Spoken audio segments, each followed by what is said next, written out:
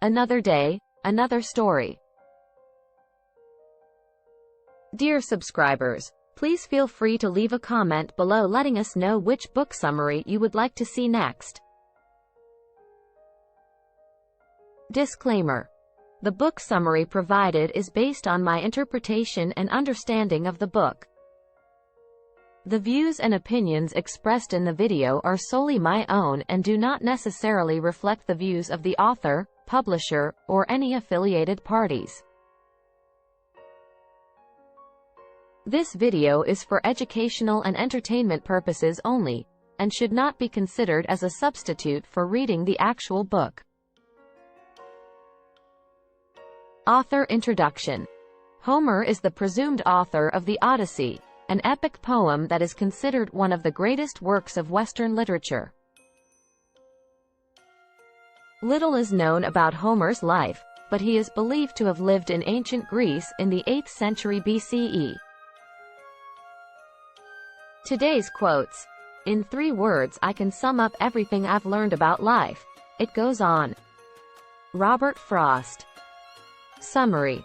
Book 7 of the Odyssey begins with Odysseus washing up on the shores of Scheria, home of the Phaeacians. Athena appears to him disguised as a young girl and leads him to the palace of King Alcinous. There, Odysseus is treated as a guest of honor and welcomed with a feast. During the feast, Odysseus reveals his true identity and begins to tell his story. He recounts his adventures with the Cyclops, where he and his men were trapped inside Polyphemus' cave. Odysseus blinded the giant, and when Polyphemus called out to his fellow Cyclops for help, he referred to himself as nobody, causing confusion and allowing Odysseus to escape. However, Odysseus' arrogance led him to reveal his true name, and Polyphemus called upon his father, Poseidon, to curse Odysseus and prevent him from returning home. Odysseus also tells of his journey to Aeolus, the god of winds, who gave him a bag of winds to help him sail back to Ithaca. However, his men mistakenly opened the bag, causing a storm that blew them off course. They then landed on the island of the Laestrygonians, who were man-eating giants that destroyed all but one of Odysseus' ships. Next, Odysseus recounts his encounter with Circe, a goddess who turned his men into swine. With the help of Hermes, Odysseus was able to resist Circe's spell and ultimately convince her to turn his men back to their human form.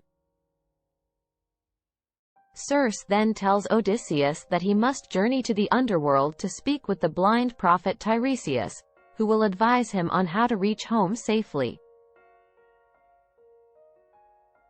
The Phaeacians are captivated by Odysseus' story, and King Alcinous offers to provide him with a ship to return to Ithaca. Odysseus accepts the offer and is given a treasure trove of gifts. He sets sail with the Phaeacians, who are guided by the goddess Athena, and safely land him on Ithaca. Upon arriving on Ithaca, Athena disguises Odysseus as a beggar so he can assess the situation at his home.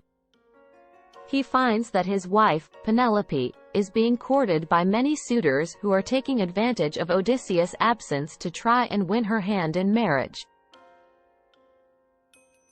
With the help of his son, Telemachus, and a loyal servant named Eumaeus, Odysseus begins to plan his revenge against the suitors.